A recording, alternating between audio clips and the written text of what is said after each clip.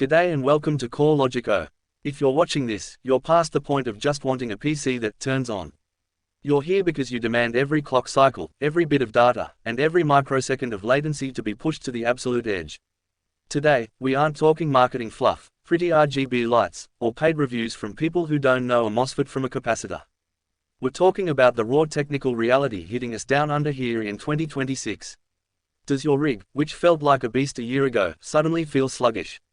Are you getting micro-stutters in games where you shouldn't? The problem isn't your GPU or your CPU. The bottleneck is your data architecture. Today, we're dissecting the one bottleneck no one wants to talk about: storage latency. Moving to Gen 5 NVMe isn't just a luxury, it's a survival requirement. In this market, with our climate and power stability, optimization is the only thing separating a top-tier build from a system that's constantly choking under pressure. This is a masterclass in precision. The science of data flow. Let's have a real talk about storage architecture. Most are still running Gen 3 or Gen 4. 2 years ago, that was the gold standard. But software has evolved massively. We're talking 8K textures, real-time asset streaming, and AI-driven background tasks. It's the perfect storm. When you try to run a modern game engine off a Gen 3 SSD, your CPU is sitting there, literally twiddling its thumbs, waiting for data to crawl through a channel that just can't keep up. That's your bottleneck. If your CPU is at 40% and your GPU at 60% but you're still getting stutters, your storage is starving. It's like trying to put out a bushfire with a garden hose. You can't overclock your way out of poor data flow. We need to talk about input-output operations per second, IOPS. Modern games are demanding millions of random I/O operations per second, and if your controller can't handle the queue depth, you experience frame time spikes. Most users don't even know what queue depth is. It's the measure of how many requests your SSD can handle at once. If your SSD is drowning in queue depth, your frame times will fluctuate wildly. This is why your high-end build feels like a potato. The ebook solution. Most people waste thousands upgrading their processor without touching the foundation of their motherboard's architecture. If you're unsure if you should jump to Gen 5 or if your current MOBO can even handle it, stop guessing. I've packed every bit of this technical knowledge into my ebook, the O Gaming Manifesto. For $50, you get the technical blueprint I've refined here at CoreLogic O. This isn't opinion, it's a professional reference manual so you don't waste your hard-earned cash on mismatched components. Everything you need to grab your copy is right there in the pinned comment below. Click that link, get the guide, and stop losing performance to technical ignorance. It's the difference between a high-end system and a pile of expensive parts that aren't talking to each other. Gen 5 thermodynamics and lane management. Why Gen 5? It's not just the box specs. It's the latency. We're talking speeds over 10,000 megabytes per second and direct storage protocol. This lets your GPU talk directly to the SSD, bypassing the CPU. It's like a private lane for your textures. But, here in Australia, we've got a massive problem: heat. Gen 5 drives run hot, mate. Real hot. If you don't have proper airflow or a solid heatsink, you'll hit thermal throttling, and your speeds will tank. In my manifesto, I break down exactly how to set up your case airflow and mount your M.2 so you stay cool under load. We look at the thermodynamic properties of different heatsink materials. But there's a darker side to the Gen 5 move, the PCIe lane war. You can't just slot a Gen 5 drive in without considering your GPU lanes. Many gamer boards will choke your GPU down to X8 mode if you aren't careful because they share the PCIe lanes between the M.2 slot and the primary X16 slot. Do you know how to check your block diagram in the motherboard manual? Do you know how to use PCIe bifurcation settings? It's all in the guide. Check that pinned comment, get the AU Gaming Manifesto, and build it right the first time. BIOS, bus voltage, and signal integrity. Most users enter the BIOS, hit XMP, and run. That's amateur hour. If you want to run with the big dogs at CoreLogic O, you need to manage your PCIe bus topology. We go deep into BIOS tuning, adjusting PCIe bus voltage VCCIO, VCCSA to maintain signal integrity for those high-speed Gen 5 lanes. If your bus voltage isn't tuned, you'll get bit flips and data corruption that manifests as random game crashes. I'll show you how to reduce wait states and synchronize your controller. It's the difference between specs on paper and performance in the game. We'll also cover latency tuning, the time it takes for a command to travel from the controller to the memory cell. Configuring the subtimings for your SSD controller access is what separates a smooth 144 Hz experience from a choppy one.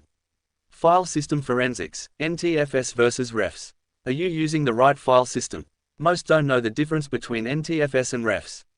In the AU Gaming Manifesto, I discuss the advantages of resilient file systems for high IOPS workloads. If you're running professional creative suites alongside your games, NTFS metadata overhead can actually cause micro-latency. I show you how to structure your partitions for maximum speed, aligning the allocation unit size to your SSD's page size. This is how you reclaim hidden performance. It's not about new hardware, it's about making your software talk more efficiently to your silicon.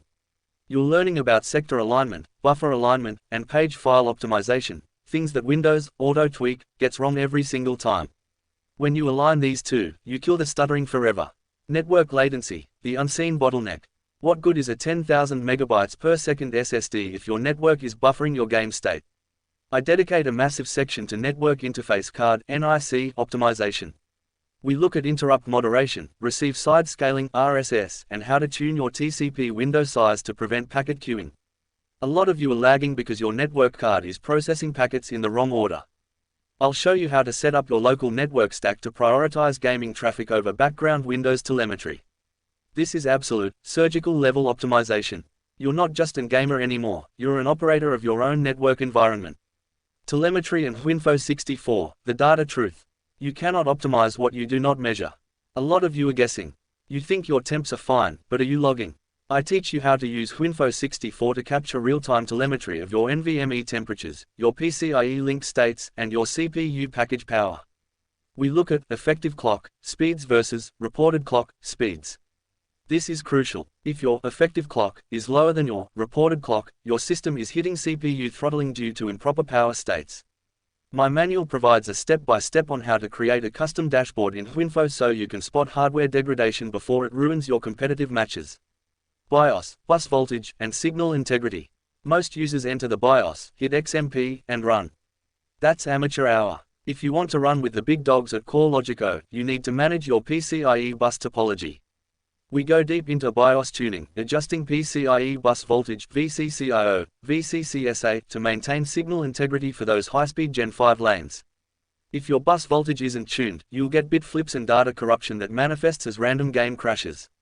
I'll show you how to reduce wait states and synchronize your controller. It's the difference between specs on paper and performance in the game.